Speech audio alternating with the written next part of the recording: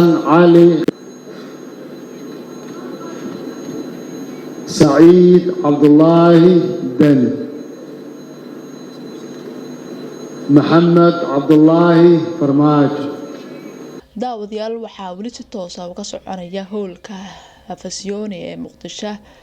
doorashadii madaxweynaha Jamhuuriyadda Federaalka ee Soomaaliya waxaana hadda ka soconaya wareegii labaad ee doorashada madaxweynaha Jamhuuriyadda Federaalka Soomaaliya oo gabagaba ah waxaana mudayaasha hadda ay ku hoolan yihiin tirinta codadka xildhibaanada ay u kala codeeyay 4 musharax ee u tartamaya wareegga labaad kuwa oo hore uga soo gudbay wareeggii koobaad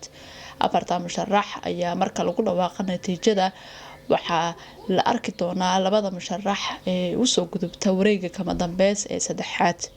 wareegga saddexaad ayaa labada musharax ay ku sii kala hari doonaan waxaana inoo soo bixi doona mid kamid ah oo noqon doona madaxweynaha Jamhuuriyadda Federaalka ee Soomaaliya doorashadan oo isku soo sharaxeen 39 musharax ayaa ka hor intaysan bilaabanba waxaa gacan taagtay doorashada isaga haray 3 musharax 36 musharax ayaa u tartamay wareeggii koobaad ee doorashadani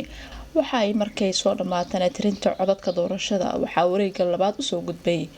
musharaxiintan 4 gaaraya oo kala ah Xasan Cali Kheyre oo 47 cod helay Xasan Sheekh Maxamuud oo 52 cod helay Maxamed Cabdullaahi Farmaajo oo 59 cod helay Saciid Cabdullaahi Dani oo 65 cod helay 4 musharax ayaa hadda waxay gabagaba maray wareegoodii labaad iyadoo markii lagu dhawaaqay natiijadaha daqiiqadaha inagu soo aadan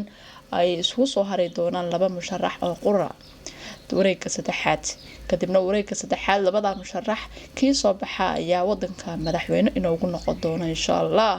aniga iyo adiga waxaan wada rajeynaynaa inuu Ilaahay nagu dubo madaxweyne dalkan samata bixiya isla markaana amniga